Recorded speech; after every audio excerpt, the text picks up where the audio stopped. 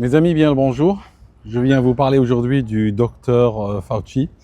Pour le décor, je suis en Sicile, au port de Messina. Vous regardez là-bas derrière moi, il y a Notre-Dame de la Lettre. C'est une statue de 8 mètres de haut, construite sur un pilier de 60 mètres de haut. Il y a un texte en latin qui dit « Je bénis la ville et je bénis les gens qui passent par là ». Donc le navire va partir d'une minute à l'autre. Attention aux oreilles, il y aura à un moment donné des cornes de brume très très puissantes pour saluer la statue quand on passera devant. Donc aujourd'hui, je voulais vous parler du docteur Fauci. Vous vous rappelez, docteur Fauci, durant le Covid, il disait « Je suis la science, je suis la vérité, je suis le chemin ». D'accord? On arrive au Père que par moi. Ça rappelle aussi l'attitude qu'avait adoptée, comment on l'appelait là, la Premier ministre du Ardenne, la Premier ministre de la Nouvelle-Zélande. Je suis la vérité, je suis la version officielle. Et en fait, ce monsieur, aujourd'hui, il ne mène pas très large. Il est devant le comité, un comité sénatorial. Et ce qu'il a fait, c'est qu'il veut pas répondre. Il veut pas répondre aux questions. Pour le moment, il dit « Je plaide le 5e amendement ». Le 5e amendement, c'est un amendement constitutionnel américain qui permet à un prévenu de garder le silence devant la justice. C'est-à-dire que le but, si tu veux, du 5e, c'est ne pas s'auto-incriminer. Je ne veux pas témoigner contre moi-même. On me pose une question. Cette question, si je dois absolument y répondre, je vais témoigner contre moi-même, et comme la Constitution dit, nul n'est obligé de témoigner contre lui-même, ça arrive assez fréquemment que des gens disent « I plead the fifth ». Et c'est ce qu'il a fait, plus de 100 fois. À pratiquement chaque question qu'on lui a posée, il répond « Je plaide le 5e amendement ». Alors pourquoi il le fait? Stratégiquement, il a été déjà pardonné. Il a été pardonné par Biden, donc déjà il a un chèque en blanc. Deuxièmement, Trump, après quelques aterroiements, Trump avait au départ dit oui, je suis pas sûr parce que Biden avait signé avec un autopen, etc. Donc avec un style automatique. Donc je ne reconnais pas le pardon.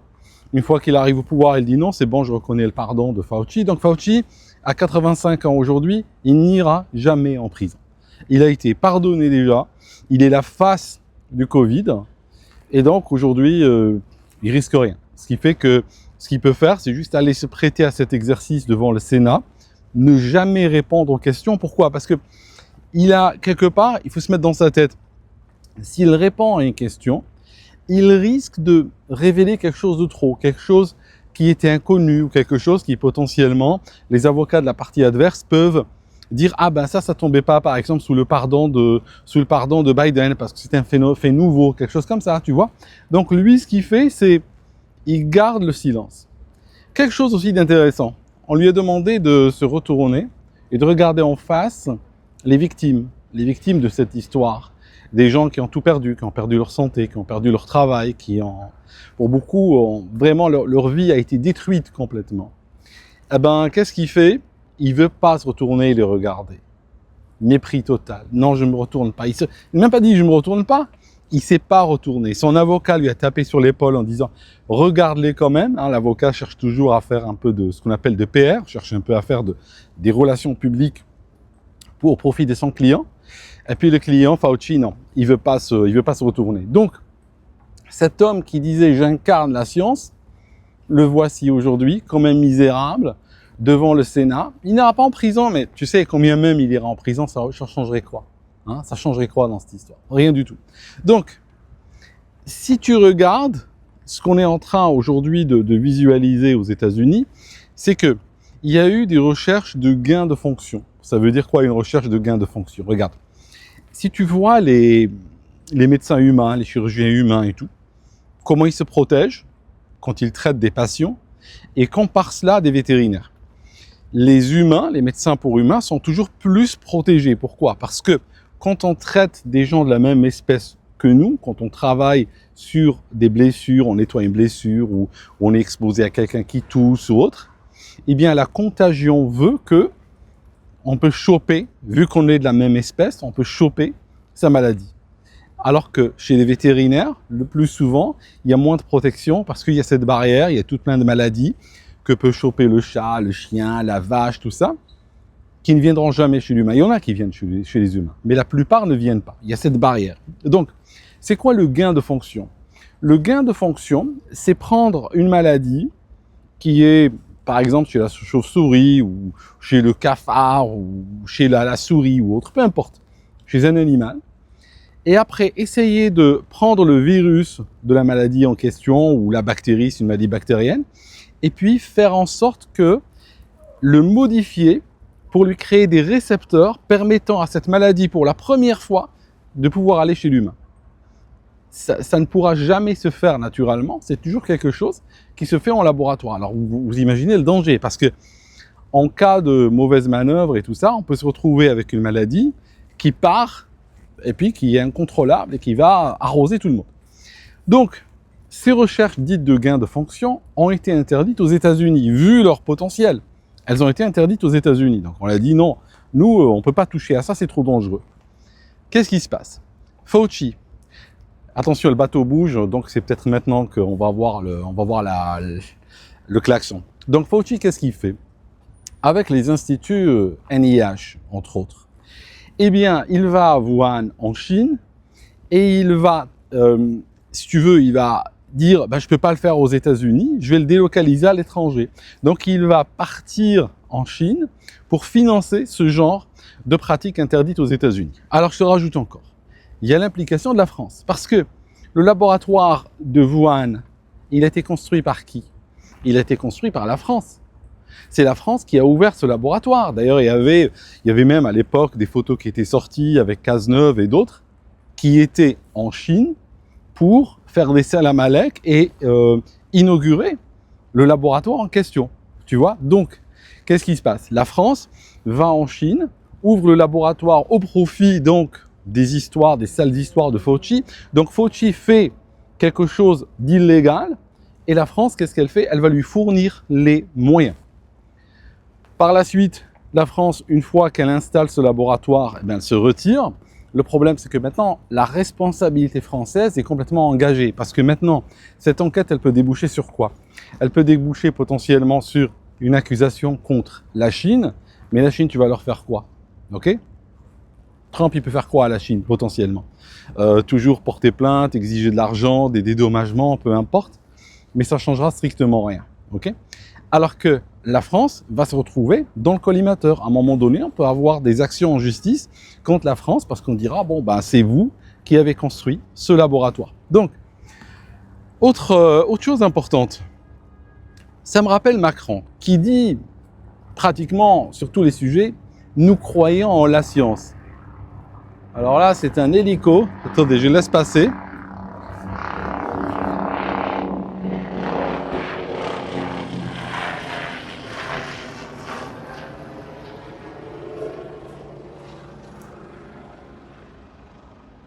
Donc, c'est un hélico jaune et rouge, probablement les pompiers locaux ou une ambulance. Donc, je disais que la France peut se retrouver avec sa responsabilité impliquée. Mais, au-delà de cela, il y a un autre sujet qui est traité exactement de la même manière que le Covid, qui est le sujet du climat, l'escrologie. Ça veut dire, on vous dit que la science, nous croyons en la science. Donc la science, ça devient une sorte de religion. C'est plus quelque chose qui est basé sur la contradiction, ce n'est plus quelque chose qui est basé sur les faits, c'est quelque chose qui est basé sur une croyance politique affirmée, défendue par la censure. On crée un consensus artificiel et on déclare que la science est tranchée. Ça signifie c'est bon. La science, c'est tranché. Alors que si on regarde la science sur les 100 ou 200 dernières années, ou même plus proche de nous, juste dans ce siècle, on va voir que très régulièrement, il y a plein de choses qu'on croit qui sont des croyances, même des fois des faits dits scientifiques, qui par la suite sont remises en cause et puis on va repartir sur autre chose. La science, c'est toujours flexible, c'est toujours fluide, c'est toujours quelque chose, c'est une méthode, c'est quelque chose qui avance, c'est pas quelque chose qui est tranché. La science tranchée n'a jamais existé. Or aujourd'hui, par exemple en France, on dit la science du climat est une science tranchée. Ça veut dire quoi?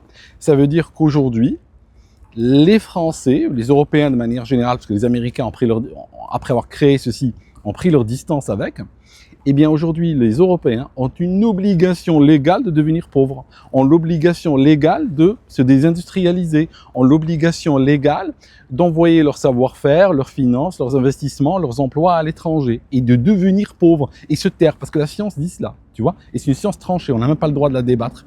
Tu regardes sur Radio France par exemple, j'en parle dans mon dernier livre Escrologie qui est sorti ce mois-ci, au mois de juillet. Tu peux le trouver sur Amazon, je te donne le lien dans le descriptif. Eh bien, Radio France, par exemple, je consacre un chapitre à cela, disent qu'ils n'invitent pas, que pour eux, le réchauffement climatique causé par l'homme n'est pas une opinion parmi tant d'autres.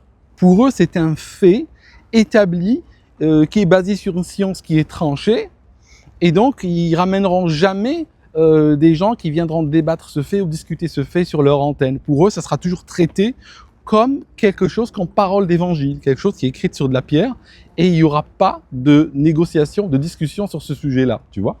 Ça veut dire quoi? Ça veut dire que potentiellement, on continue à nous enfoncer sur ce chemin-là, et dans quelques années, dans 5 ans, 10 ans, 20 ans, on se réveillera, on réalisera que le pays est pauvre, on réalisera que y a plus de travail pour personne, que des millions de gens sont sur le carreau, que des millions dormiraient peut-être à la rue, que des gens n'ont pas de quoi manger, que des gens se battent pour une baguette de pain. Et on aura les Fauci du climat, qui seront probablement déjà pardonnés, qui auront déjà des chèques en blanc, qui ne voudront même pas regarder leurs victimes dans les yeux, qui diront, bon ben voilà, à l'époque je vous ai dit que la science était tranchée, ah ben maintenant je réalise avec la distance que finalement elle n'est pas si tranchée que ça, mais bon, c'est vous qui payez les dégâts, il n'y a rien à faire, quoi. C'est comme ça et c'est pas autrement, voilà. Donc voilà où c'est en train de nous emmener le scientisme. Le scientisme, c'est considérer la science comme une religion, comme une croyance, tu vois, et puis après on remet pas en cause, voilà, ça devient une parole divine littéralement. Donc voilà mes amis, je vous montre la statue parce que vraiment on est en train de passer devant. Alors pour ceux qui ont étudié un petit peu le latin, voilà. Je vais pas vous le lire, je sais même pas comment ça se prononce.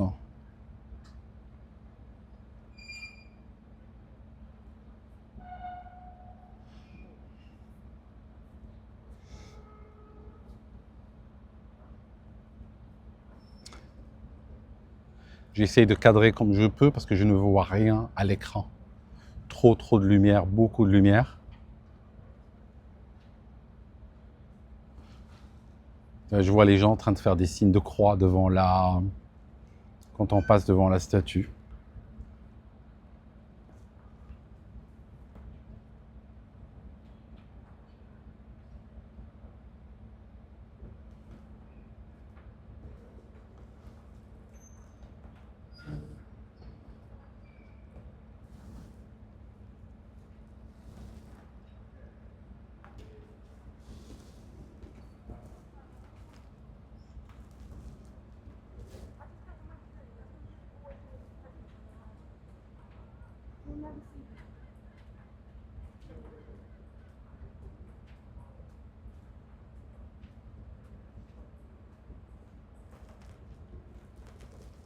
Et là-bas au loin, je ne sais pas si tu arrives à voir, il y a un voilier énorme, avec beaucoup de voiles. Je sais pas, j'arrive à en compter, je sais pas, 5.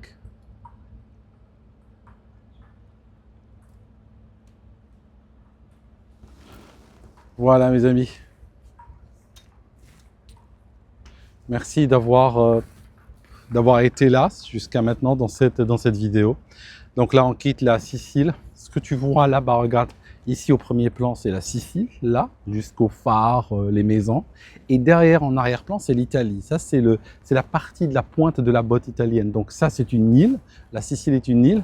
Et là-bas, c'est le continent qui commence. Et tu regardes, le détroit de Messine est très étroit, hein, n'est-ce pas? Bon, je ne le ferai pas à la nage, mais on se comprend. Hein, c'est quelque chose de très étroit. Il y a quelques kilomètres seulement pour ça.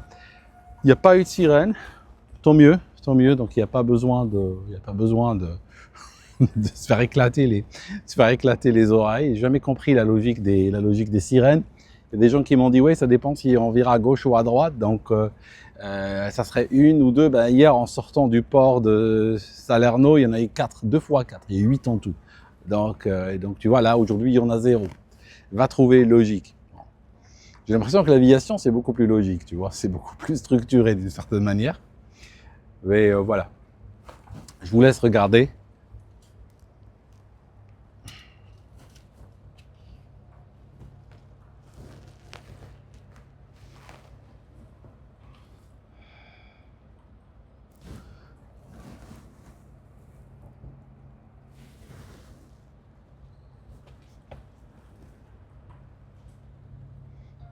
Donc encore une fois, pour ceux qui chopent la vidéo au milieu, on est à Messine, en Sicile. Et là, si tu vois derrière, là, tu vois la ville hein, qui monte. Hein. On est parti explorer un petit peu. Il faut avoir les jambes solides. Hein. Ça monte pratiquement depuis le port. Ça ne fait que monter.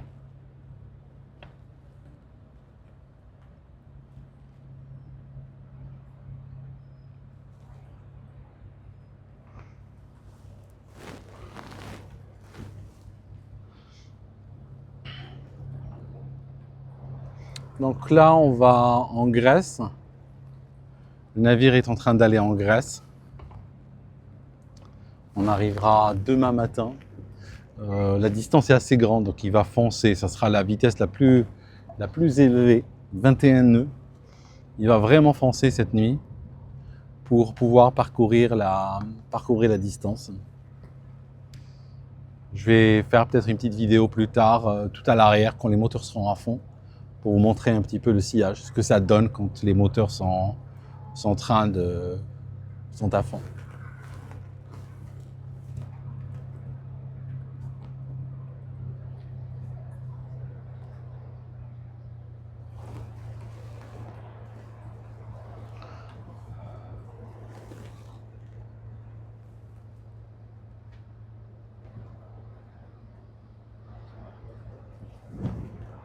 Et je crois que là-bas, grosso modo, je ne suis pas très bon en géographie italienne, je crois que ce serait la région de Calabre. Ceux qui connaissent ou ceux qui sont du coin peuvent confirmer ou pas.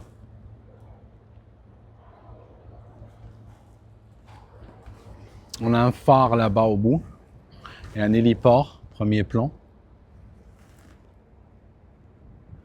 Et on va tourner à droite, à tribord, comme il dit sur les navires, pour nous inscrire dans le détroit.